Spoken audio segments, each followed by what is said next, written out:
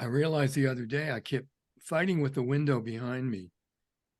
And I realized, oh, I could just do a background and not have that problem whatsoever. Right. Yeah. So here I am. I'm actually sitting on a friend's porch in the sun and it's gorgeous. Where are you? Judy? Oh, just in Belmont, my neighbor. Oh, And she's got a great porch. I'm here with my daughter's dog, and my daughter is working inside. So nice. I've got a nice setting. Yeah. It's a Fantastic. warm day today, isn't it? Yeah, it's like 70 here in Cambridge. That's great. I welcome you all. Thank you. There you are, Tatra. Would you like to start?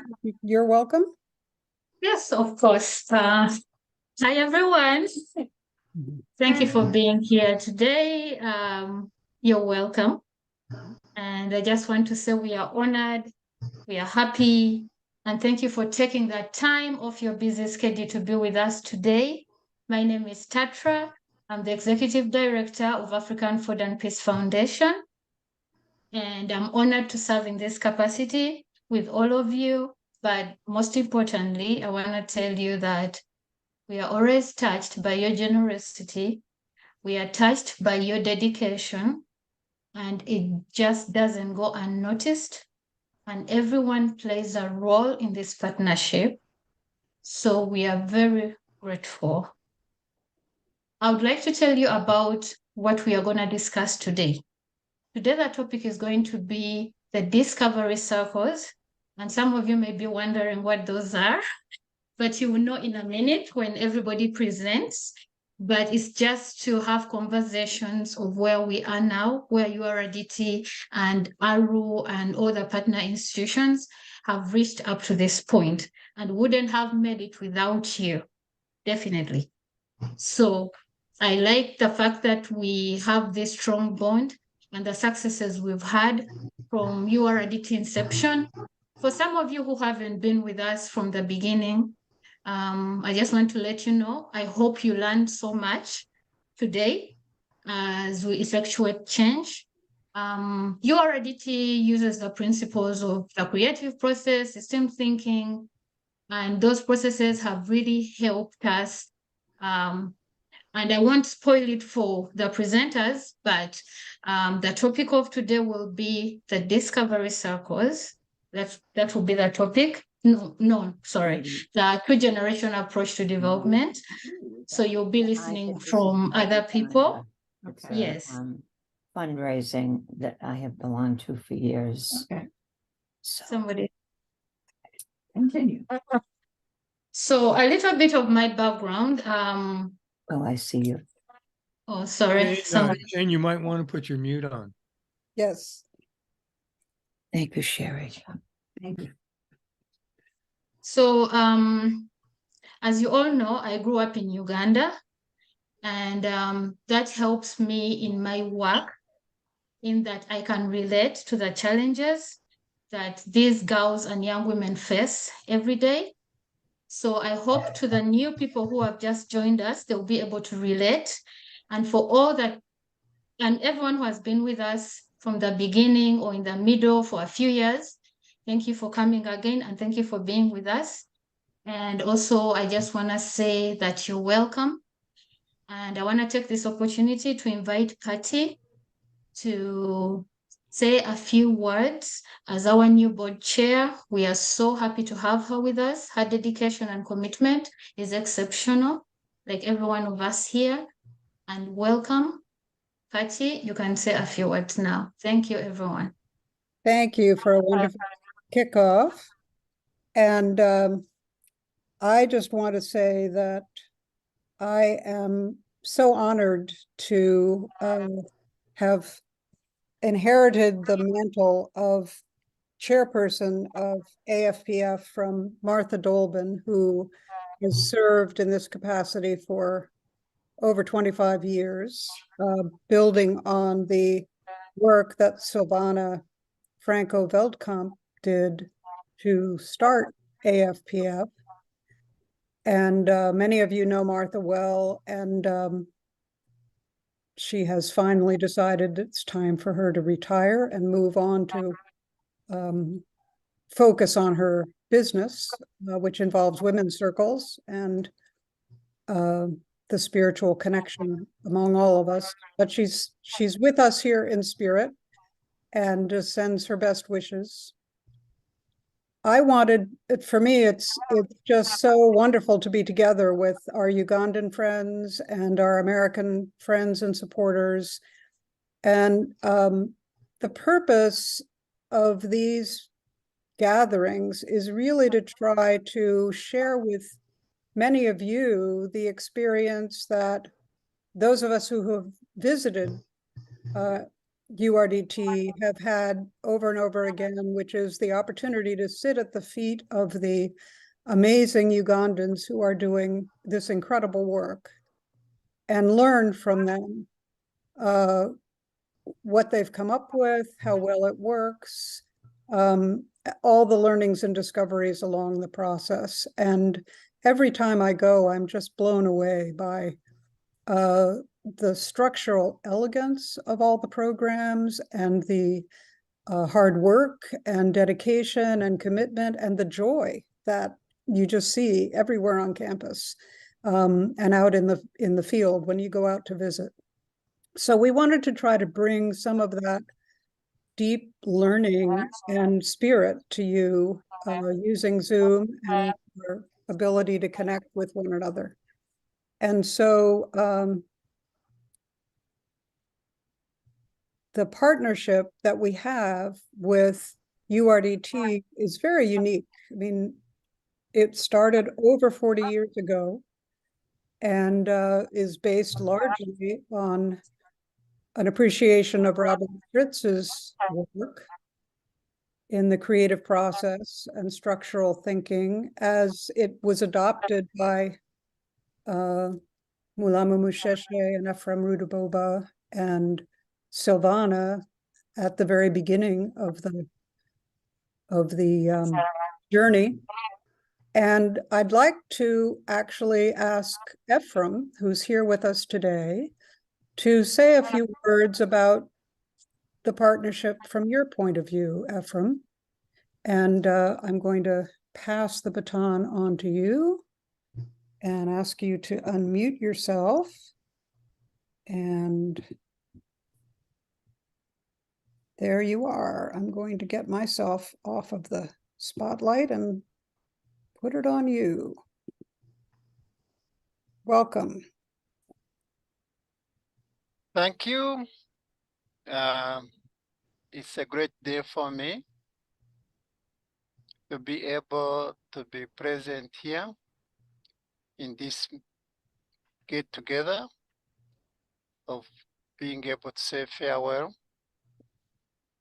to Martha, and not only Martha, but her and her family and the people she worked with.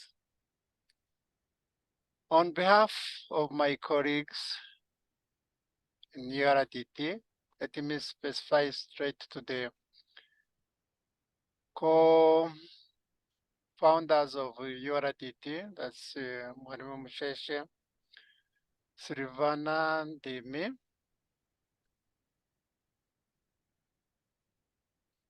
I'm grateful for all that she did.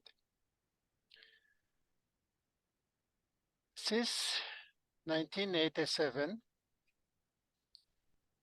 she's contributed a lot. Among other things is bringing key people on board. And if I could only say a few of them, like Robert Fritz, Joel, David, and Betty. I'm grateful for their contribution in building the people of Kagadi, URDT, and further on, being able to not only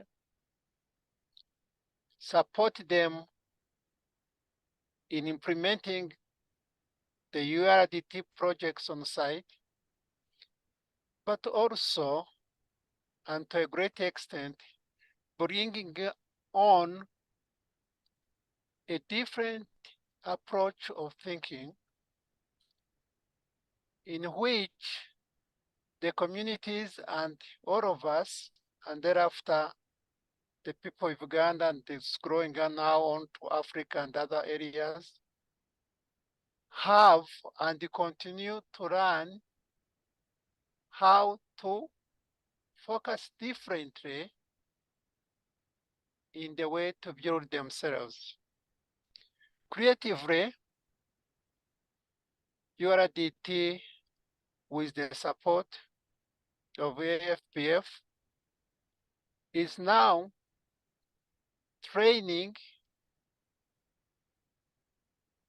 the people, especially the young communities, so in many cases also focusing on the young girls,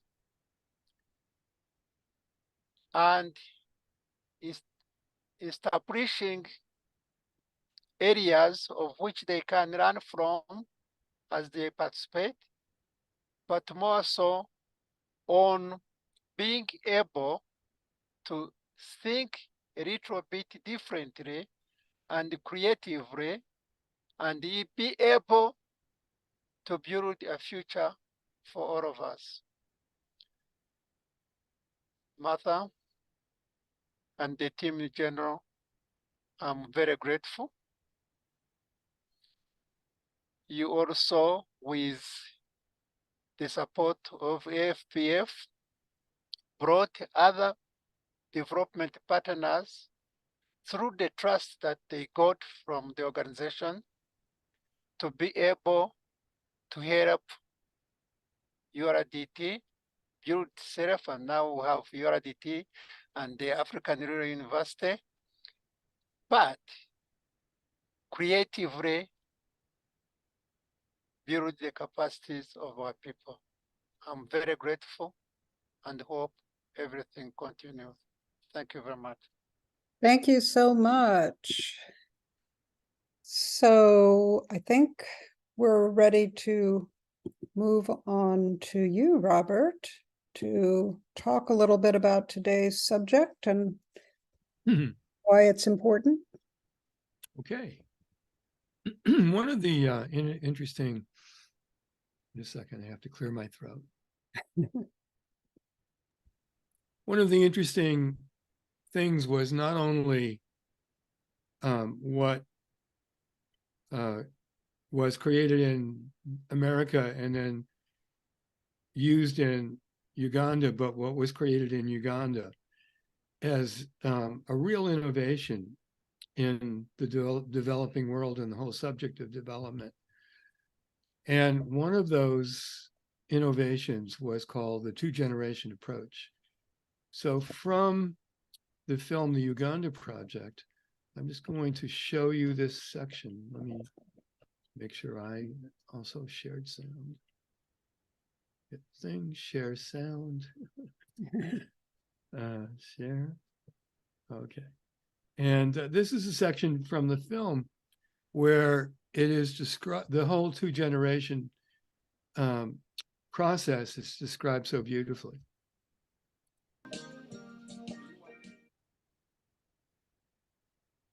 We have a unique approach to education, which we call the two generations approach, whereby we are training the child together with the parent. They learn together, they formulate the family vision, then they analyze their current reality and develop actionable steps towards realizing their set vision. So we look at the child as the icon for development in this respect. The kind of families where these children come from, that we find most of the parents have not gone to school, they are not literate, but when the child joins the school, we believe that this child learns together with the parent, and this is done in the different workshops that we usually organize to create a forum for learning. The child, first of all, is engaged in a number of activities, which activities help them to develop at individual level. They develop skills in speaking, they gain the confidence, they can address issues confidently.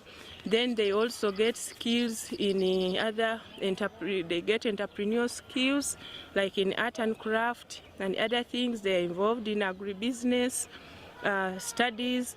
They are involved in games and sports for their physical fitness, which also has a connotation to the emotional well-being of an individual. So that one in itself makes my school unique. We believe that the child learns together with the parent the knowledge, the skills, the information that they acquire through this learning helps also to transform the homes where these children come from. We really see transformation in the homes, whether rural, whether urban, but the child, when she's in school, she must be in position to ensure that this transformation happens, such that the quality of life of people is changed for the better. Okay, and stop sharing. Okay, so this was an incredible innovation, and I'd like to invite Alita, who was part of the development team or the folks that developed this idea, to really tell us a little bit about the history of how this came about. Thank you, Robert. And I just went to my garden and I picked 2 mangoes because we said we are here under the mango tree. I didn't have time yet to make juice out of them, but in Uganda, they are very delicious. You can even eat them with and just simply peel them off. So this is just a little reminder about the mango tree. Yeah. Thank you for giving me the opportunity to say a bit more how the 2-generation approach evolved. And actually, we go back to the late 1990s when URDT was working in the communities. They discovered that a lot of girls were not in school. And yet we all know that girls and women are an important ingredient for development. It's very often said that if you educate a man, you educate an individual. And if you educate a woman, you educate a home and her community. So Mushesha asked me to look around and if we could find a fund to sponsor 60 girls. And we managed to get the first capital of 10,000 US dollars. And when the money arrived, we actually said, but which school? Because this was a big responsibility to make sure we gave the girls good education. And then we thought a little bit deeper, and then we say, actually, the education system that we have in Uganda is preparing students very well to pass the exam of the Ministry of Education, but not to pass the exam of life. So the poverty that URDT saw in the villages was caused by a larger systemic issue, the gap in the education system. So that's how we embarked on developing a model school to change the education system in Uganda. So this idea was born, and we started the school in the year 2000 with the idea to create change makers. Now, how did we invent a 2-generation approach to education on top of that? For us, a major turning point when we realized that there was an unwanted side effect that the school was creating, a knowledge gap and a relational disbalance in the home. We saw girls became very self-aware, they gained incredible confidence, they got uplifted in terms of skills and knowledge, but the parents were lagging behind. Girls had visions and the parents did not have visions. And we realized that parents, of course, are a source of experience and wisdom in the home. And now we run a risk of not tapping into that. So then we developed an idea that, yes, we want to develop the homes through the daughters. And by the time the girl gets out of school, the home is out of poverty, but we need to involve the parents. Yeah. And that is how we came up with the 2-generation approach. And Janet talked about that already eloquently, and Robert later on will give some more details. But the idea was that we, instead of applying for the girls the principles of creating, we bring the student and the parent together in a 1-week workshop when they join the school to develop a shared vision, to analyze where they are currently, and to plan with concrete action steps to achieve that. And they will also make drawings about both the vision and the current reality. And I know we also have a graduate of girls' school here who can testify from her own experience what that means.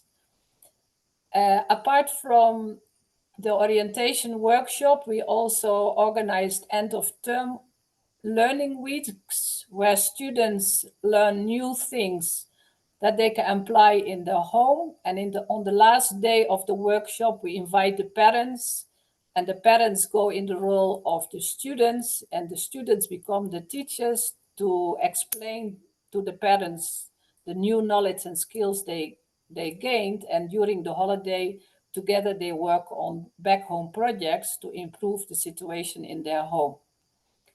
Then on top of that, which is also part of the 2-generation approach, is that we organize also workshops in the homes of the parents, either in a home which is a role model where other parents can learn from, or we go into a home where there is not much development and where the parents then become the advisors and also give them the thumbs up that also the situation in that home that is lagging behind can improve. Then, what I said, Robert will talk about more of the details, but I want to add one element, and that is about the pupil-managed school farm project. Patty, do you have the clip ready, and can I introduce it? Yes, why don't you introduce it and then I'll play. Okay, yeah. So as I said in the beginning, our idea is to change the education system. So we started with the girls' school. And when we saw the method was successful, we said, okay, now that is in a quite controlled setting of the URDT as an NGO. How would it work in a community setting? So we adopted a primary and secondary school to try out our methodology, and we saw similar results. So then we said, okay, actually the next step would be to test this out in government-aided schools, because there we would really have a multiplier effect. But it took us a couple of years to find the entry point on how we could convince these schools that was worthwhile trying out.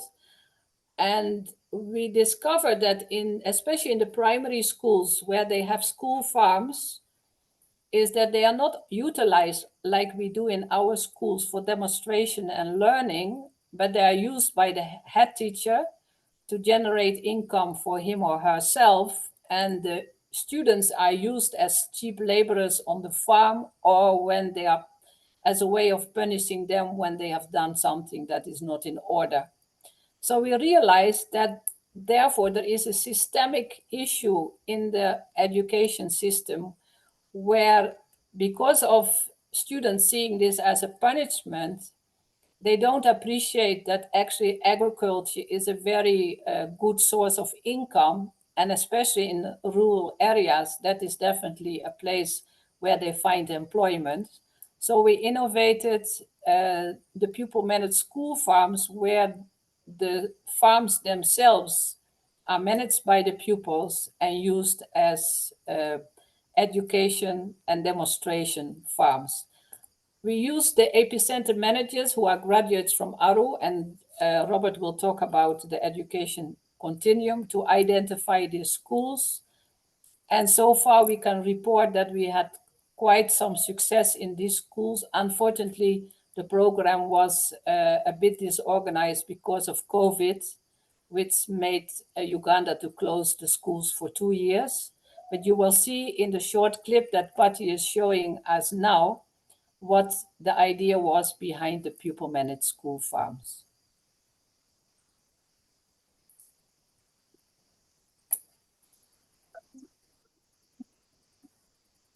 abagana nyeje sente tukayirwa nkarugiya kibwera village omuzire wa isomero wa Bridget Mugabirwe obyarukira isomero yayiza yatandika kungambira nga isomero URDT yize kwatikanya n'isomero gukora emirimo y'ebyendya ati kwiyangambire niyo nazeyo twayega uku bari gukora ebedi twamara kuzikora ati nanyo twayize hano n'umwana twatangira gukora ki kuhinga obusiri obuyatusahira yamara kusahira twahinga obusiri twatama embibo twamara kutama embibo twatandika kuyiha omusiri kuteeka omuguni n'okwaririza ati twamara agataho turugagaho kwihamu emboga zamara kwera tuziyagamu tukatwara ku katare tukatunda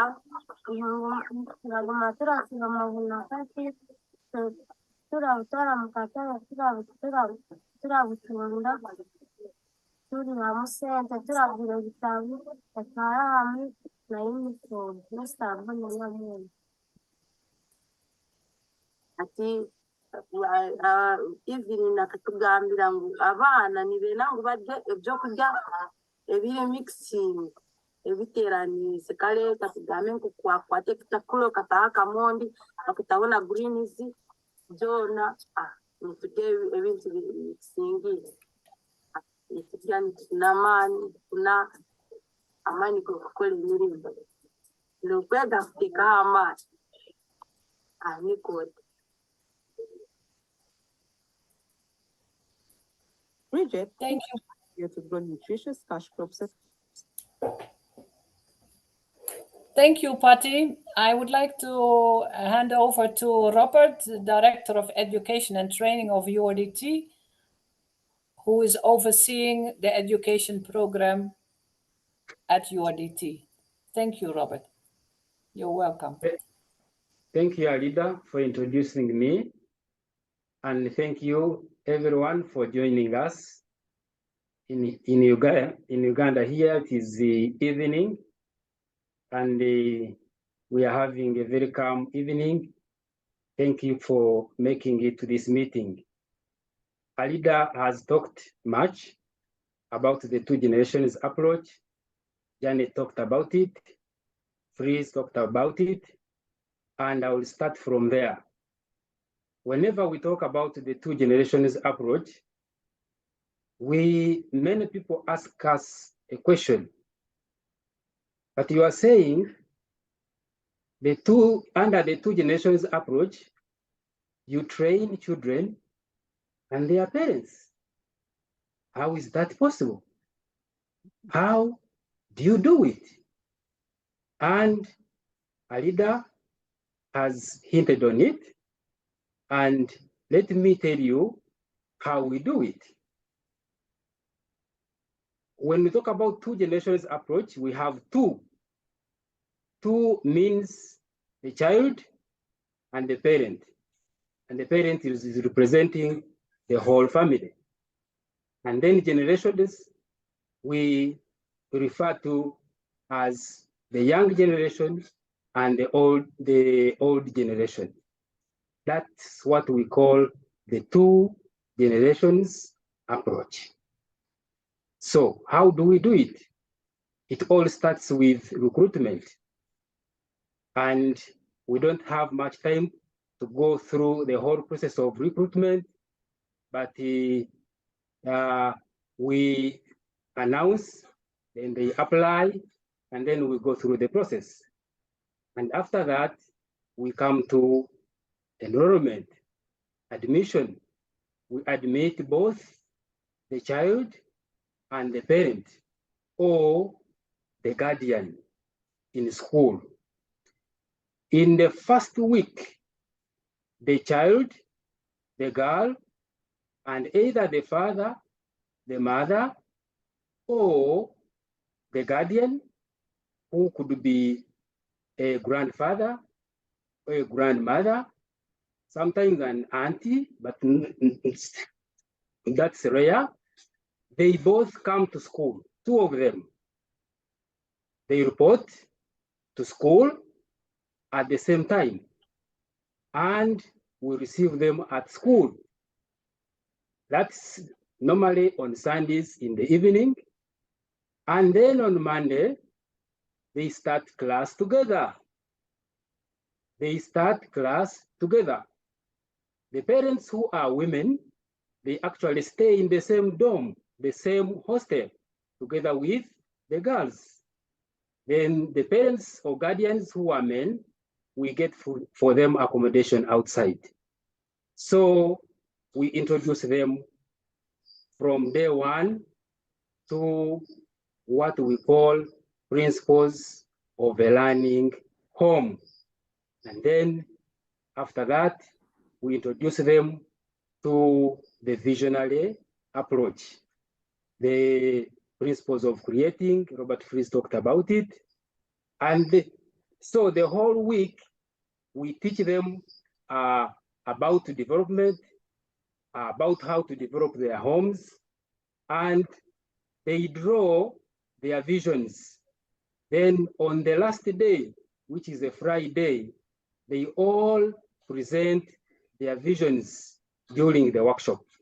So they spend 5 days in the same class, same environment, learning together.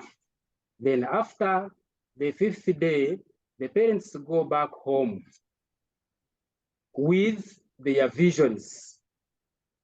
These visions that they brought together, the parent and the child, we make two copies. We remain with a copy at school for our file, in the child's file, and then the parent goes with another copy. And when the child reaches home, when the parent reaches home, she or he shares this vision with other family members to have a shared vision. And they leave this school because of the teaching, because of the principles of creating that they have learned. They actually go back home with a lot of energy. And after sharing with other members of the family, immediately they start working on their visions.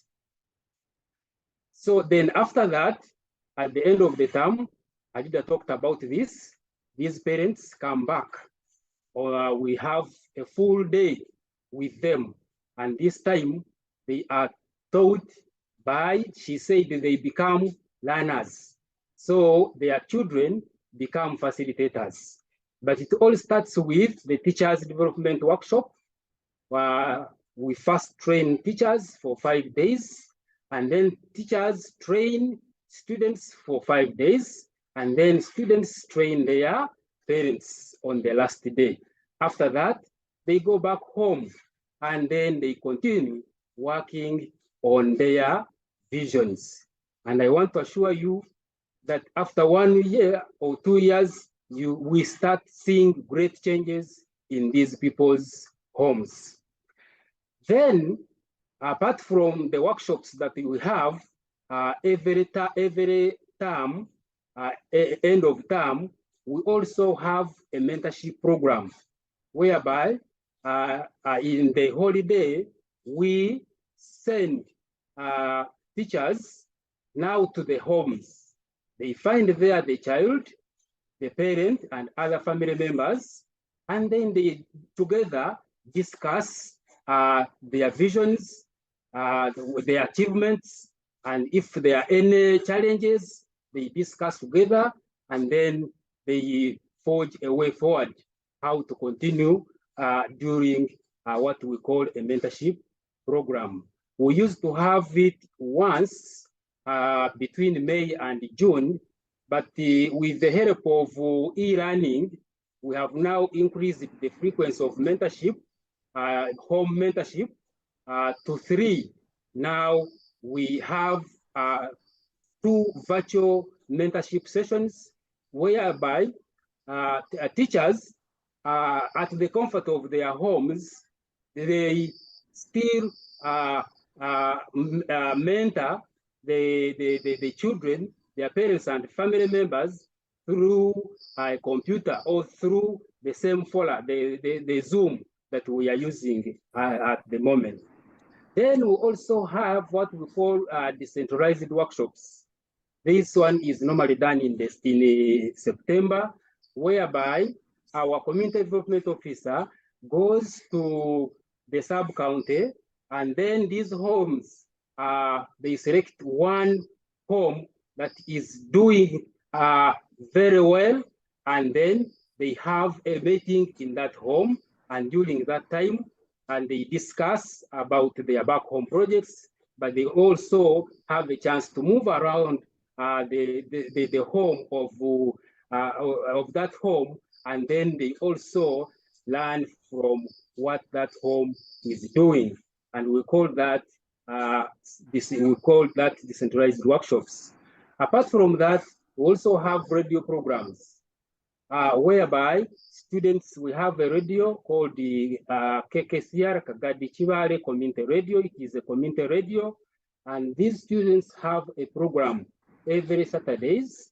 They go to the radio and still continue with the noble work of educating people, especially the community members, about development issues. And in our programs, we majorly focus on health, we focus on prosperity, we focus on happiness. We ensure that these parents and their family members work for food security, work for health, work for prosperity and happiness.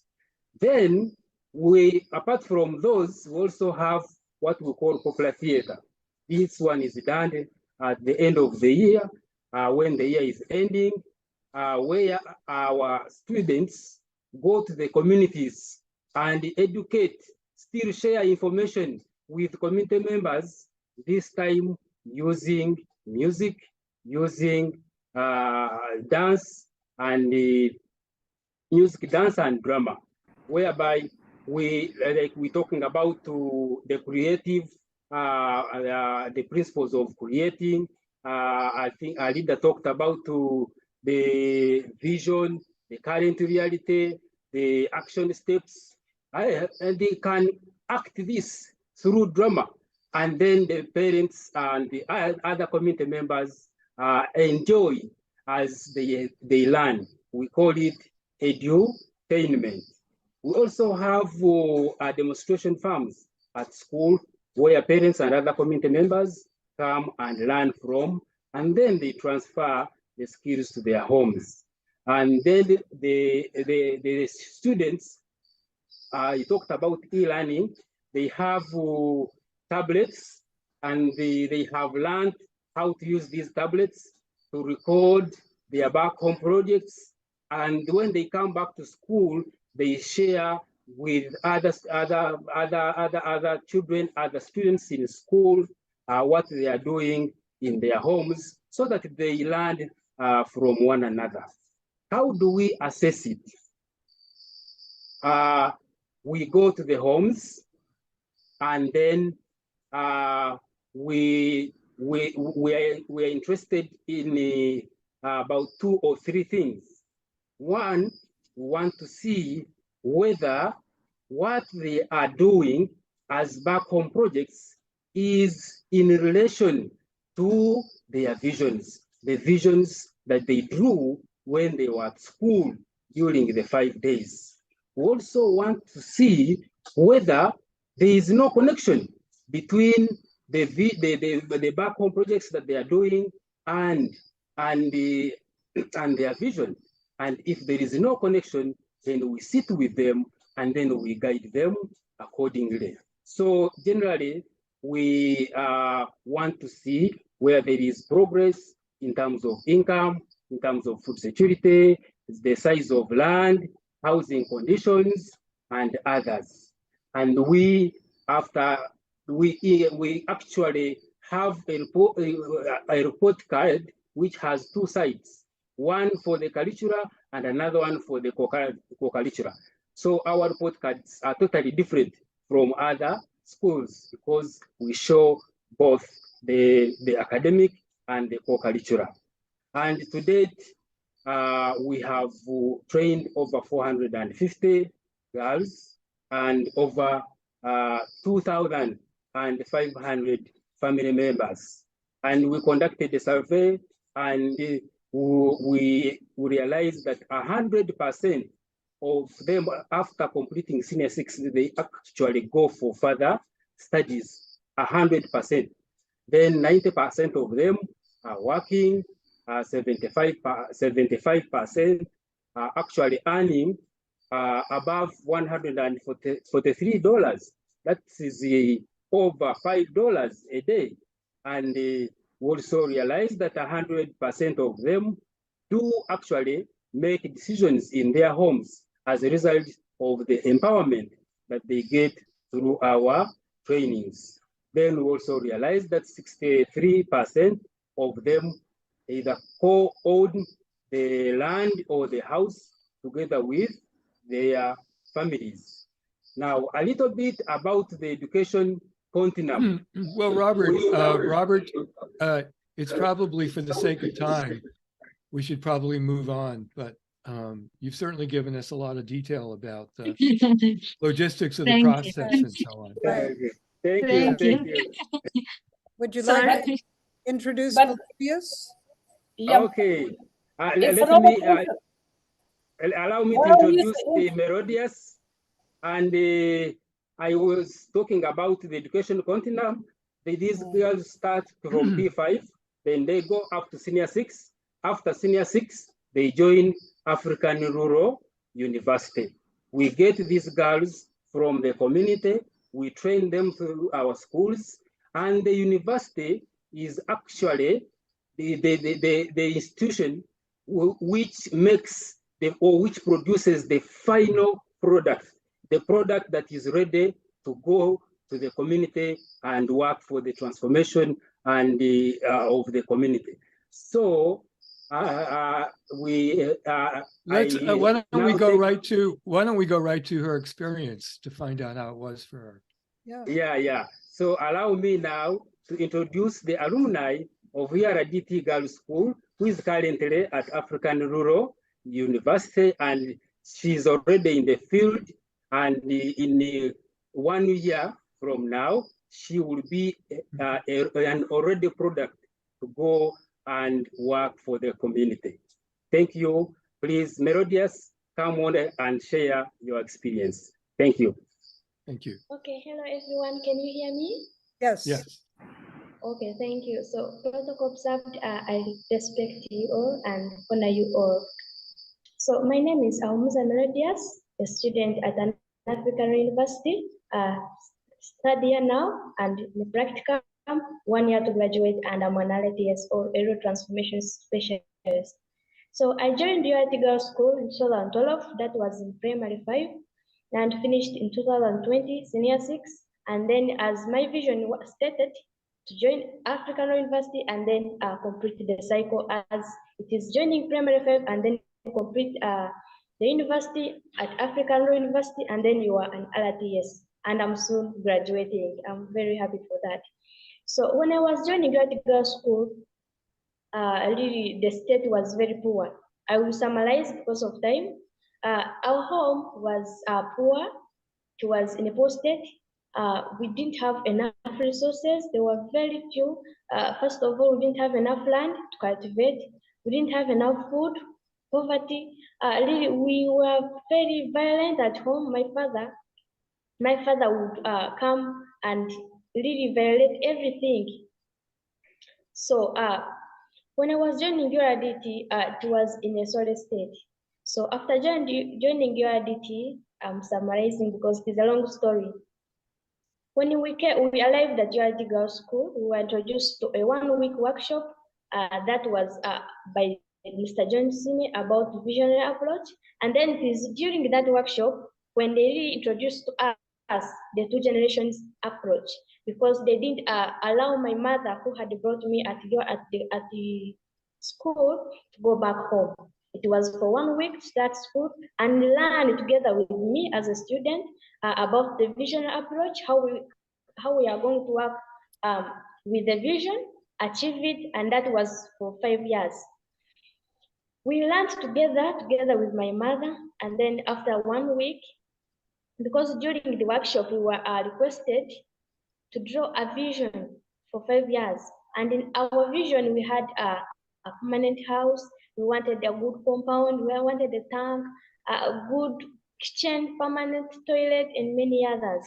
So my mother allowed me to draw because she's not educated.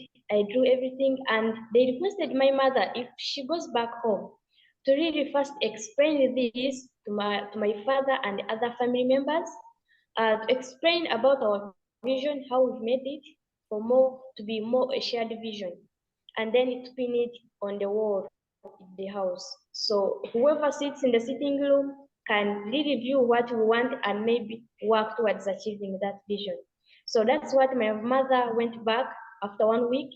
She went back and explained to my father and other family members, because really it was in a sorry state, because 2 of my siblings were not going to school. They were at home seated. Due to the fact that I'm the firstborn at home, that's why I was chosen to be registered at URT Girls School.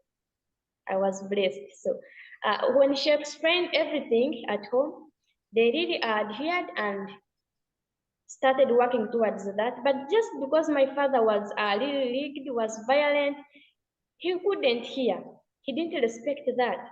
So it was until it was end of the term workshop, when I was a facilitator in primary 5. I remember I was a facilitator and I facilitated parents.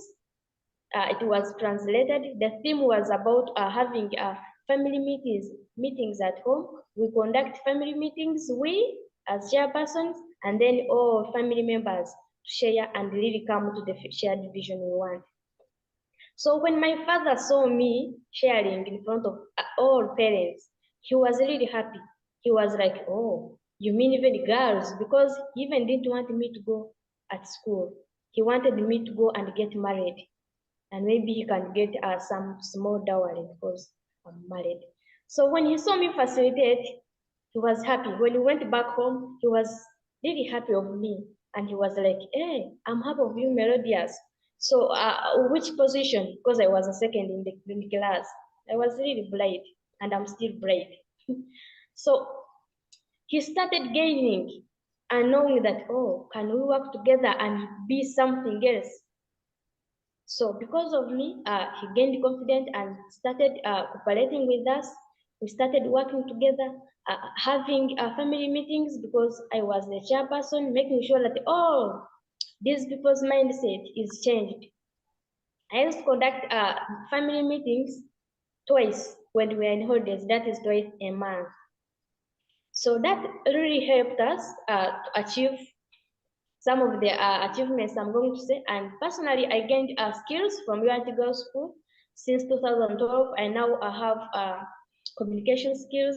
I'm confident in communicating. I have agricultural skills, because at URT Girls School, we are really encouraged to participate in different agricultural practices. We are given different plots personally and as a group or a class. I have entrepreneurship skills. I have a business that is in piggery. I have a piggery business, not a piggery project, that is by my aunt Alida. She knows that. I have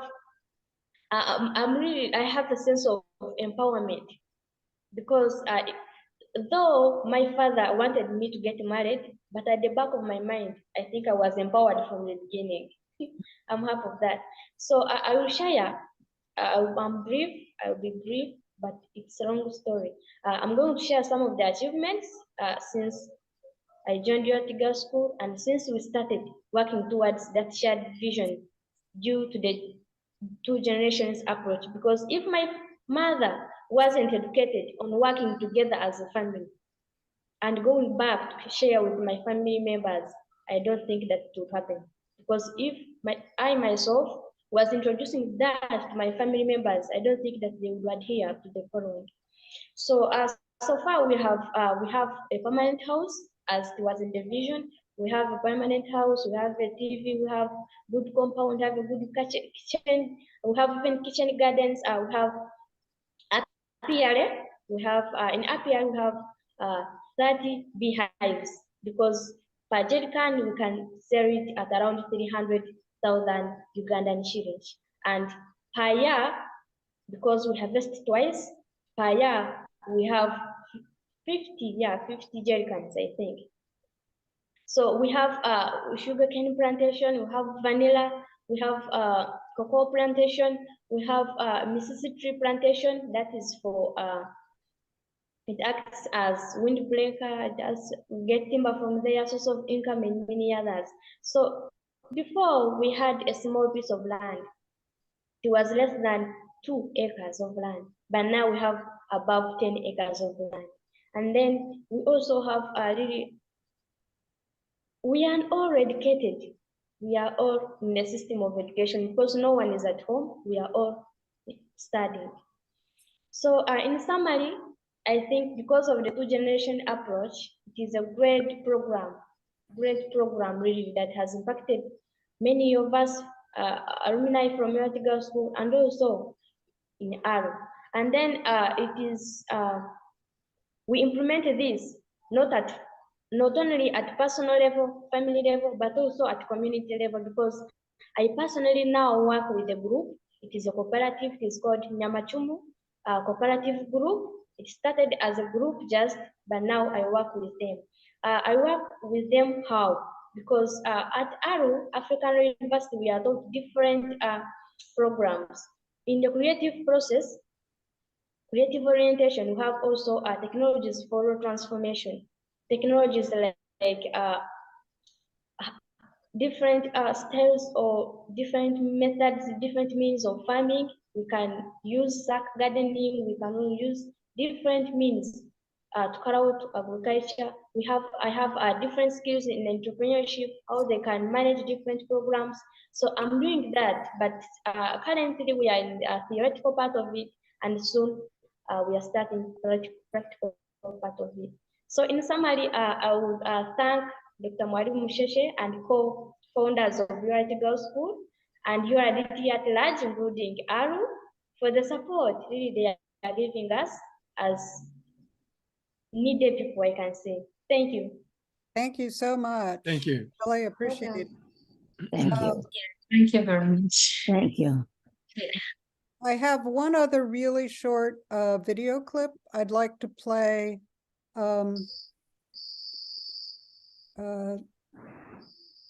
Which I think summarizes the continuum that we've been talking about from the two-generation approach at the girls' school. Patty, you can take that box and bring it down. Yep, there you go. All the way through ARU, the interns, and the epicenter managers. So let's just watch this 2-minute clip and then we'll go into breakout rooms. People manage the farm project in my school. Food production has increased. In fact, people are really enjoying farming because they are trying to get the yields from it. Pupils now have started working as a team because when they are in the garden there, they join hands, everybody work willingly.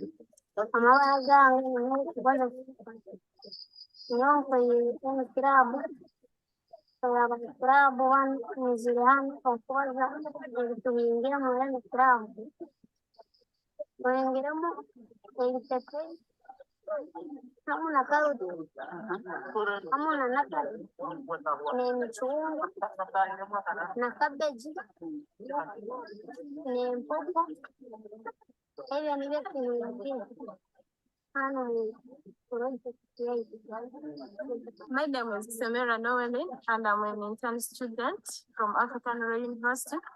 I'm working in Chakawadima and epicenter manager is Mrs. Asima Evelyn. So we work with this school and different enterprises. So one of it, we have growing nutritious crops, as you can see here. And the people actually do a lot of work. And after doing the work here, we tell them and emphasize that after here, they go back home and do it. In Chaka. Okay. So. Yeah. So Robert. Okay. You want the Hi, everybody. Again, before we go into small group discussions, which we'd like to do next, I really want to describe in a different way the importance and the power of the two-generation approach.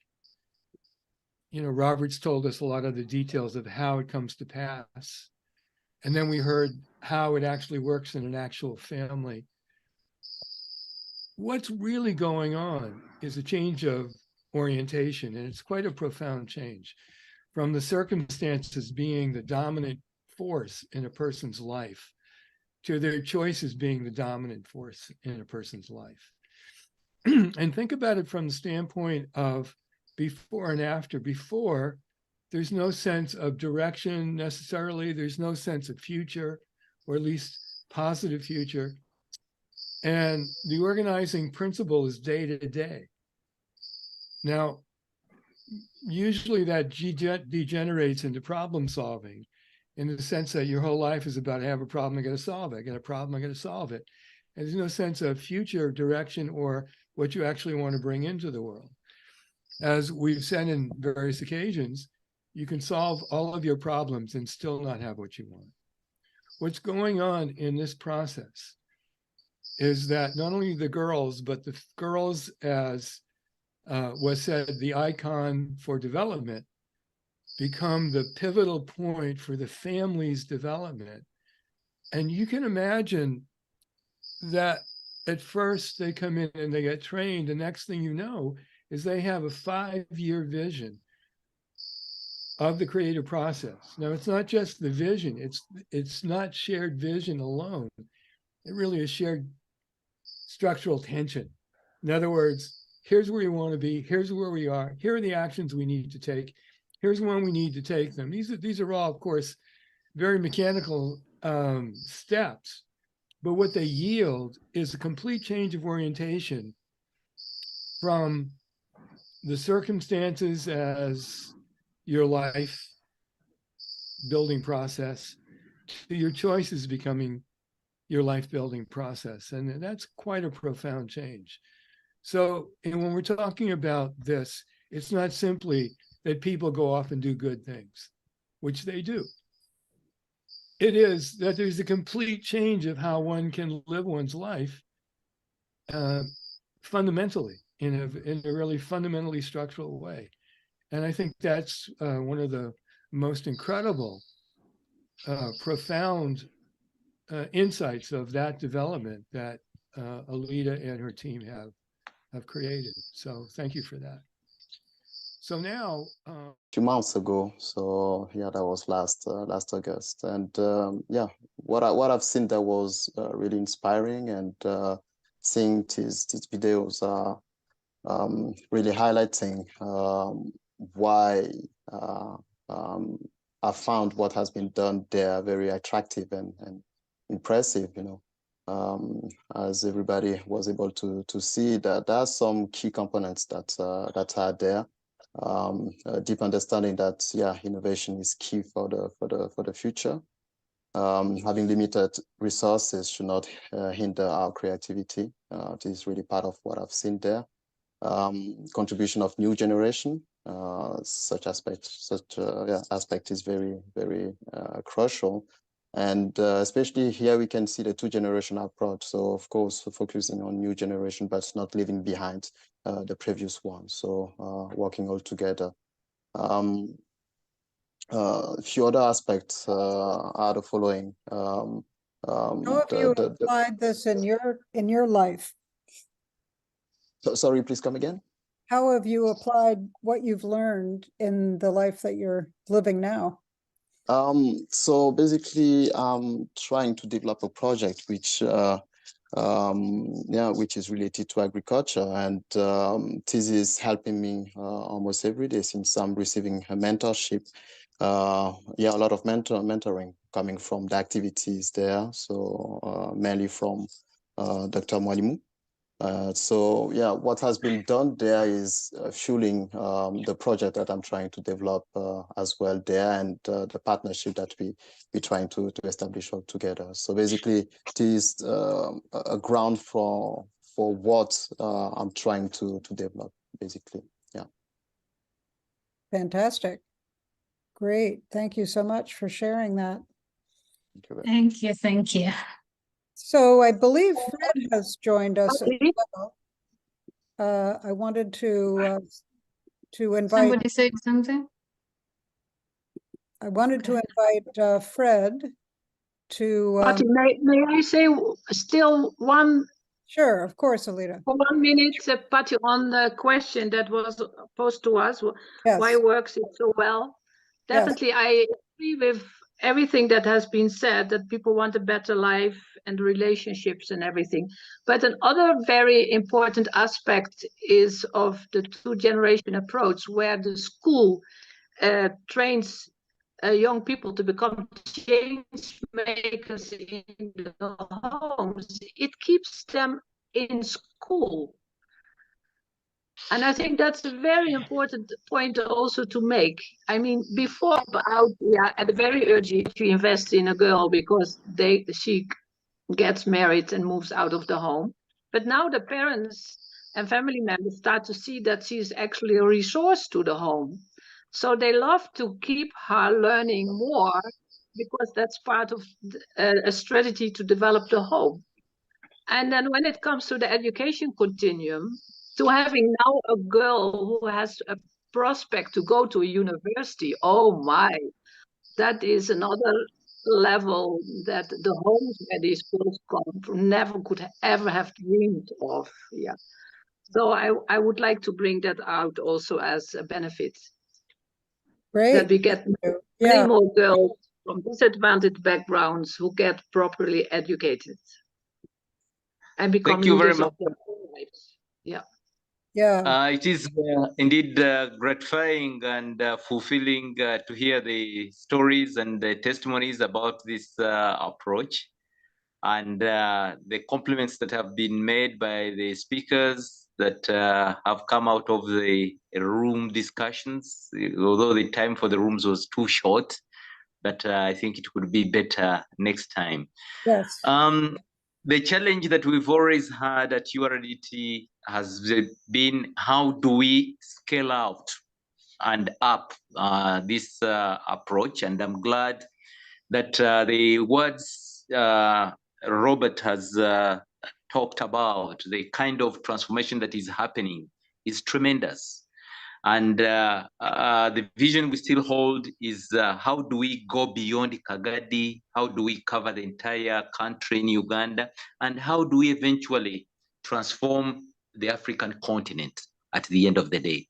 So with these kind of strategies, I believe we'll go a long way. And our focus now is that through the African Rural University, we can be able to create rural transformers, people that will go out wherever they would be to turn around the perspectives, the ways of doing things and of looking at issues, so that at the end of the day, we can be able to reach out very far and wide and be able to see this actually happening in the entire continent of Africa.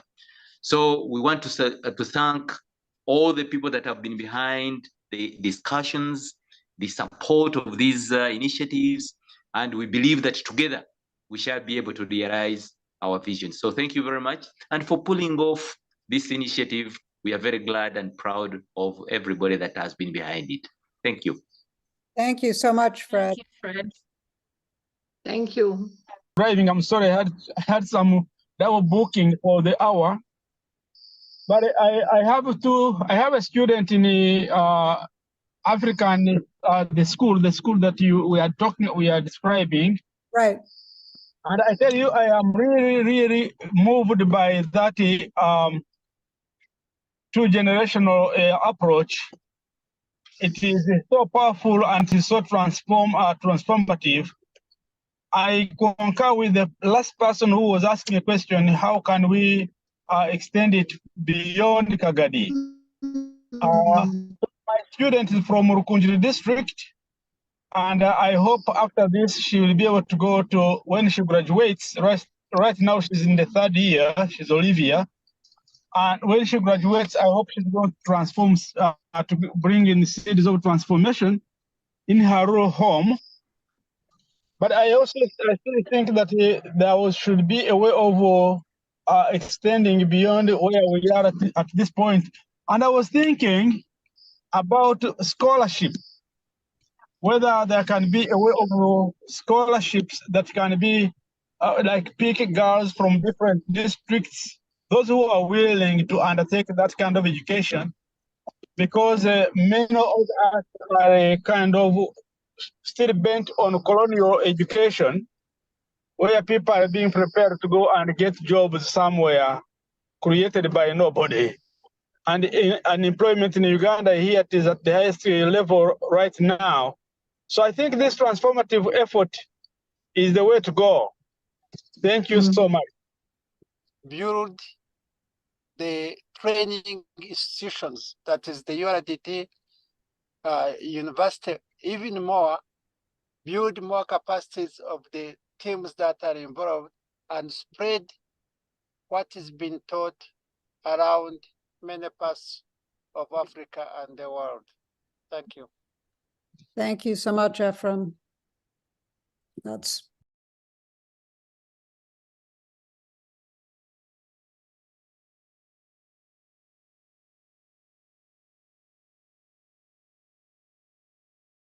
in the 3 community schools that use the URDT curriculum, and then broadening out to many other schools in the area through the pupil-managed school farms. And I love the the point in the pupil-managed school farms story about how, as Alita said, you know, some of these schools had farms before, but they use them to provide income for the teachers, and they also use them to punish the students. And you saw something quite different in the little video clips of the students really enjoying working in the gardens, working together, forming clubs, and then going back to their families and saying, hey, we can do this at home, and then seeing the results of that play out in their homes. And then we've also had great examples, one mentioned by Robert and the other by Michael, of other places in the world where people are beginning to start to replicate some of these models. And that, of course, has been Mesheshe's dream, and Fred's and Ephraim's, you know, from the beginning, is to really use URDT and the African Rural University as the laboratories and magnets, and be able to spread from there, but also try to get folks to replicate many of these wonderful ideas. So I want to thank you, heartfelt thanks for you all for being here and for helping us with this very first effort. And I promise we'll get the team rooms right next time. And I also want to ask, of course, for your financial support. Each year we, AFPF, provide unrestricted funding to URDT so that they can do the necessary as Musheshe would put it, to keep the doors open. It's amazing to all of us how they operate on an incredible shoestring compared to so many other nonprofits around the world.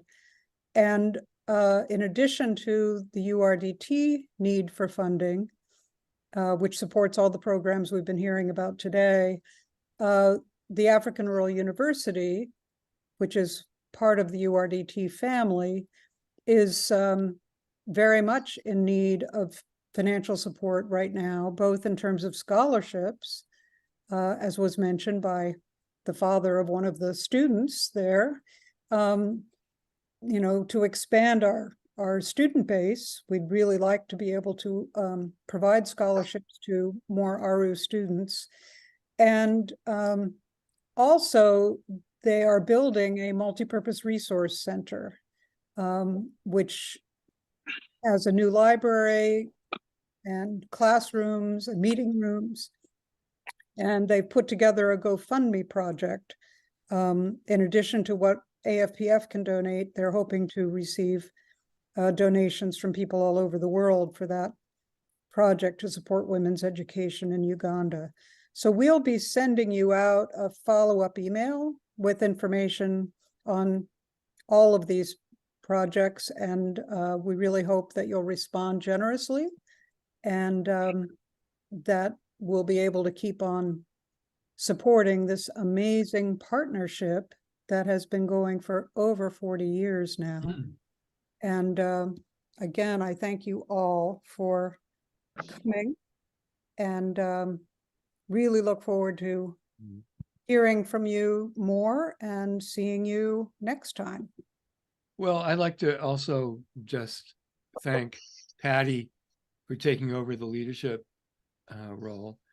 And we really do appreciate you, and thank you so much for all your leadership. And I would like to say that I'm really grateful for the time Martha has held the banner for AFPF for all these years, and the vision still continues. We shall continue. We promise we won't let her down. We won't let everybody down. And everybody to know URDT is more than a non-profit. It has 40 years of existence, and its proof of concept has worked for 40 years without going down, but rather up. And it has developed into a petal, and that petal is like so many branches of it. It's helping millions of people. It's impacting lives, the community, people. And it has the different approaches to development that I've not seen anywhere else. So it's just gratifying to work in such a position, to work in a position whereby you change life for the better, you make a difference for world peace, food security, environmental changes, women empowerment, human rights. It's amazing. And I feel honored to do that every day I wake up of my life. So please, we are so humbled. We are so happy for you to be here. And we hope to continue this relationship for so many years to come, because the world does not belong to us, but rather the future generations to come. So that's why we make it a better place. The world is not destroyed by the people after it. It's us that either make it for the future generation or we destroy it for them. So whatever I am, I'm a product of the generation before me. So I hope, I won't take much of your time, but thank you for coming. Thank you. Thank you all so much. Thank you very much. We appreciate it. Yeah, somebody wants to say something before we go. I need something from the URDT Girls School. They wanted to dedicate this song to you guys, but I don't know if I'll share the screen right now. But as we log off, which is very it's up to you to stay or leave, but this is a thank you from them.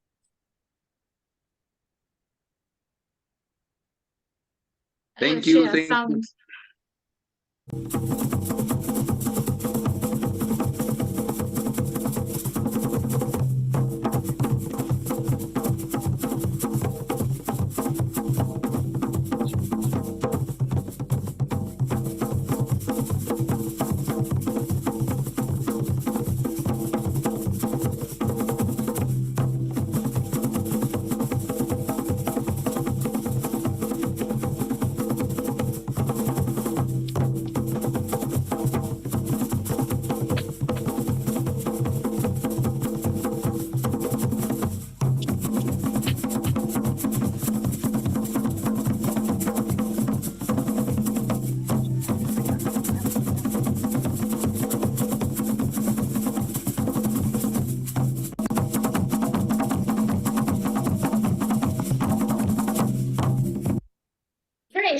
Thank you, everyone, and have a nice day. We hope to meet again and communicate and be in touch as friends and partners in this, more energized.